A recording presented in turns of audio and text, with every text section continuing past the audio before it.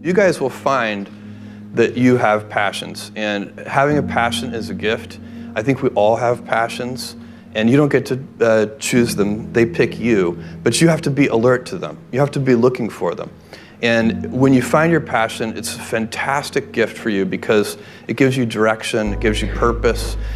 You can have a job, or you can have a career, or you can have a calling. And the best thing is to have a calling. And if you find your passion, you'll have that, and all your work won't feel like work to you. Many kids and many grown-ups do figure out over time what their passions are.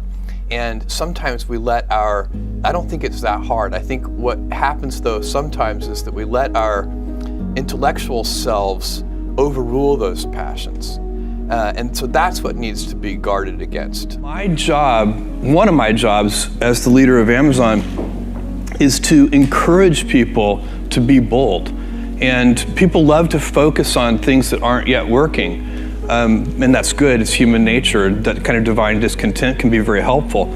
But it's incredibly hard to get people to take bold bets. And you need to encourage that. And if you're gonna take bold bets, they're gonna be experiments. And if they're experiments, you don't know ahead of time whether they're gonna work.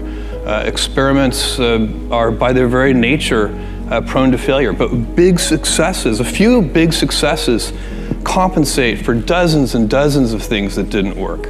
So, bold bets, AWS, Kindle, Amazon Prime, our third-party seller business, all of those things are examples of bold bets that did work, and they pay for a lot of experiments.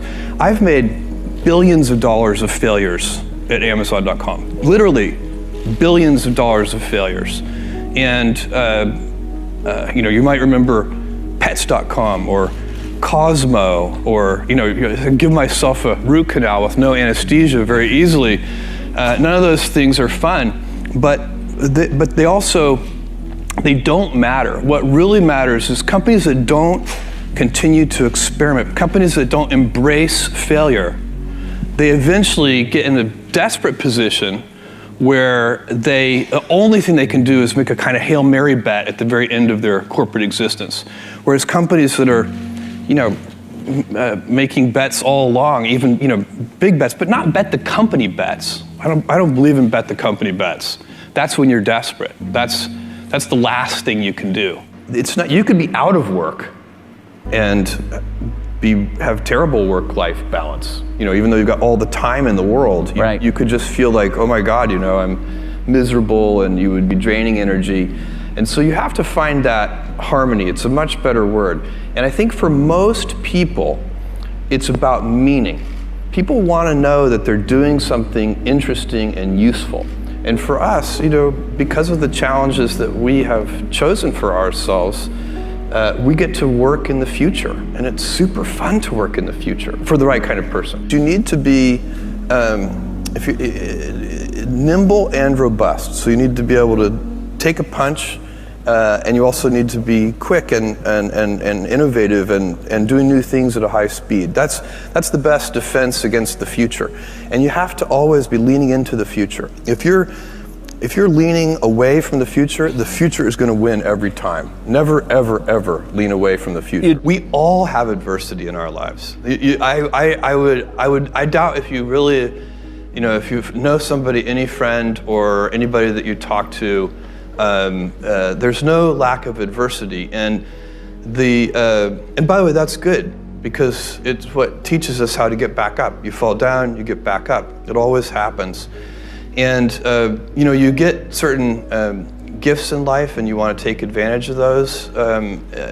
But I guess my advice on adversity and success would be to be proud not of your gifts, but of your hard work and your choices. So you may be the kinds of gifts you get in life. You might be really good at math. It might be really easy for you. That's a kind of gift. But practicing that math and taking it to the next step, that could be very challenging and hard, and take a lot of sweat. That's a choice. You can't really be proud of your gifts because they were given to you. You can be grateful for them and thankful for them. But your choices you choose to work hard. You choose to do hard things. Those are choices that you can be proud of. Being an inventor requires, because the world is so complicated, you have to be a domain expert. I mean, in a way, even if you're not at the beginning, you have to learn enough so that you become a domain expert. But the danger is once you become a domain expert, you can be trapped by that knowledge. And so inventors have this paradoxical ability to have that 10,000 hours of practice and be a real domain expert and have that beginner's mind. Have that look at it freshly even though they know so much about the domain. And that's the key to inventing. You have to have both. And I think that is intentional. I think all of us have that inside of us and we can all do it, but you have to be intentional about it. You have to say, yeah, I am going to become an expert and I'm going to keep my beginner's mind. You can't skip steps. You have to put one foot in front of the other. Things take time. There are no shortcuts. And but you want to do those steps with passion and ferocity. It's easy to have ideas. It's very hard to turn an idea into a successful product. There are a lot of steps in between, and it takes persistence, relentlessness. So I always tell people who are, who think they want to be entrepreneurs, you need a combination of stubborn relentlessness and flexibility. And you have to know when to be which. And basically you need to be stubborn on your vision because otherwise it'll be too easy to give up. But you need to be very flexible on the details because as you go along pursuing your vision, you'll find that some of your preconceptions were wrong. And you're going to need to be able to change those things. So I think taking an idea successfully all the way to the market and turning it into a real product that people care about and that really improves people's lives is a lot of hard work.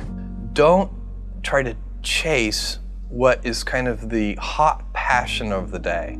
I think we actually saw this, I think you see it all over the place in many different contexts, but I think we saw it in the internet world quite a bit where, at the sort of peak of the sort of internet, mania in say 1999, you found people who were, very passionate about something. They kind of left that job and decided I'm going to, do something in the internet because it's, it was almost like the 1849 gold rush in a way. I mean, you find that people, if you go back and study the history of the 1849 gold rush, you find that, at that time, everybody who was within shouting distance of California was, they might have been a doctor, but they quit being a doctor and they started panning for gold. And that almost never works. And even if it does work, according to some metric, financial success or whatever it might be, I suspect it leaves you ultimately unsatisfied. So you really need to be very clear with yourself. And I think one of the best ways to do that is this notion of projecting yourself forward to age 80, looking back on your life and trying to make sure you've minimized the number of regrets you have. That works for career decisions, it works for family decisions. Do you want, I have a 14-month-old son, and it's very easy for me to, if I think about myself when I'm 80, I know I want to watch that little guy grow up.